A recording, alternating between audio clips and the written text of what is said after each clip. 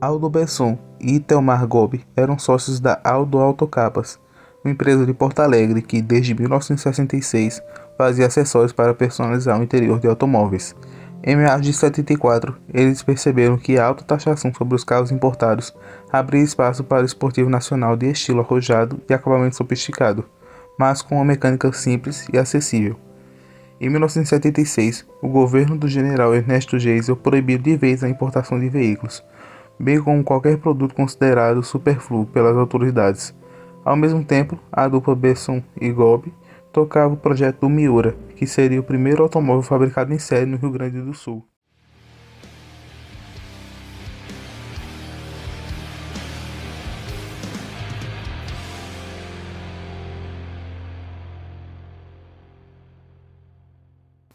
O desenho era claramente inspirado no que faziam os estúdios italianos entre o fim dos anos 60 e início dos anos 70. Sua frente em cunha, para-brisa bem inclinado e traseira alta lembravam supercarros europeus como o Lamborghini Huracan, Alfa Romeo Carraro e Maserati Boomerang, entre outros, mas também tinha sua personalidade própria. A arrojada carroceria de fibra de vidro era montada sobre o chassi da Brasília, mantendo o mesmo motor boxer refrigerado a ar de 1.548 cm3, com dupla carburação. Diferente do que acontecia na maioria dos esportivos nacionais, o chassi não era encurtado. Em vez disso, bancos, alavanca de câmbio e freio de mão eram deslocados para trás, enquanto a pedaleira tinha um exclusivo sistema de regulagem de distância para maior conforto do motorista. E no bico do carro vinha o grande destaque. Os faróis de Fiat 147 eram cobertos por tampinhas que subiam quando apagados e desciam quando acesos. O acionamento era automático e usava o vácuo dos carburadores. Por ser muito problemático, esse sistema seria substituído com o passar do tempo, inicialmente por um motorzinho de acionamento da reduzida de caminhão e depois pelo motor elétrico limpador de Fusca. O esportivo foi batizado com o nome Miura, inspirado nos Argestouros espanhóis e também, é claro, uma alusão ao mítico bólido italiano Lamborghini Miura. Já a nomenclatura Sport nunca foi utilizada comercialmente pelo fabricante para designar o modelo. Apenas o tipo de carro seria identificado nas plaquetas de chassi.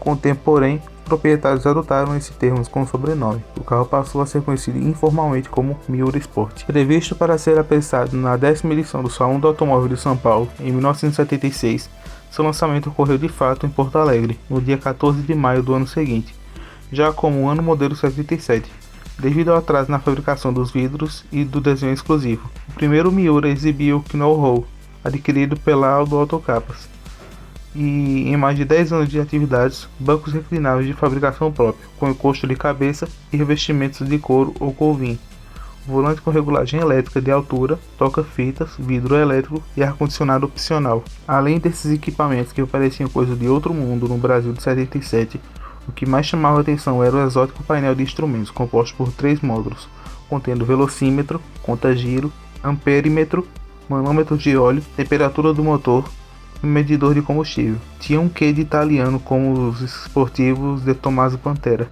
Apesar da baixa altura da carroceria de 1,14, não era difícil entrar e sair do Miura, devido à largura das portas e seu ângulo de abertura. Lembre-se que havia ainda a possibilidade de mover eletricamente a altura do volante.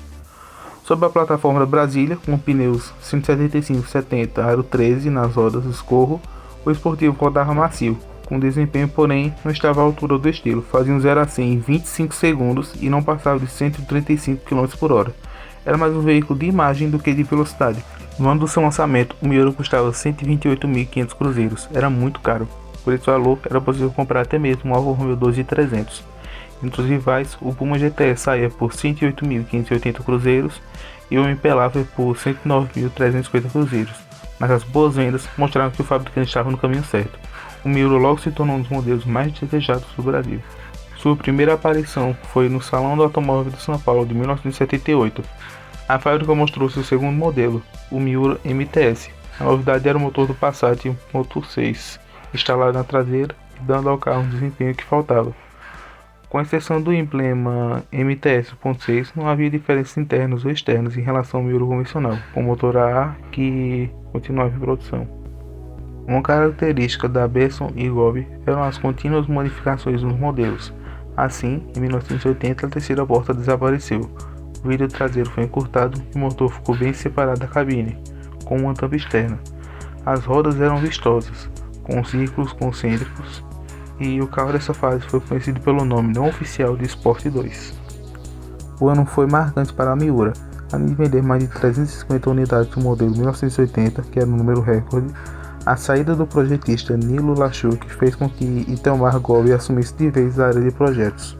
A essa altura, os Miura já haviam sido exportados para diversos países, como Arábia Saudita, Nigéria, África do Sul, Alemanha, Colômbia e Portugal. Em Singapura, tiveram que fazer o carro com o volante do lado direito. Aldo Besson queria ainda vender seus esportivos nos Estados Unidos. Em 1981, as atenções estavam voltadas para o desenvolvimento do Miura Targa. Ainda assim, os modelos Sport, tanto o 1600A quanto o MTS, receberam mais retoques. Com o sucesso do Miura Targa, a procura pelos modelos Sport caiu. Isso fez com que saísse de linha em 84. Com o balanço final, foram vendidas 1.078 unidades do Miura Sport em todas as versões. A marca tentou ainda uma última experiência com o chassi e o motor da Brasília. Era o Cabrio, no qual foram feitas apenas 14 unidades. Foi o último esportivo Miura sem tampa de farol retrátil, nem regulagem elétrica da altura do volante, mas uma nova geração de modelos perdia passagem. O Targa foi o divisor na evolução dos carros da Miura. Com motor e tração dianteiro, usava um chassi tubular próprio, que servia de base para os modelos seguintes da marca. Completando a família dos esportivos Miura, tivemos modelos de Spider, Saga, 787, X8, Saga 2, Top Sport e X11, cujas características principais eram a sofisticação e a utilização de itens tecnológicos até hoje raros. Imagine o que representava nos anos 80. Os equipamentos incluíam computador de bordo com sintetizador de voz. Sim, o carro falava. E como falava.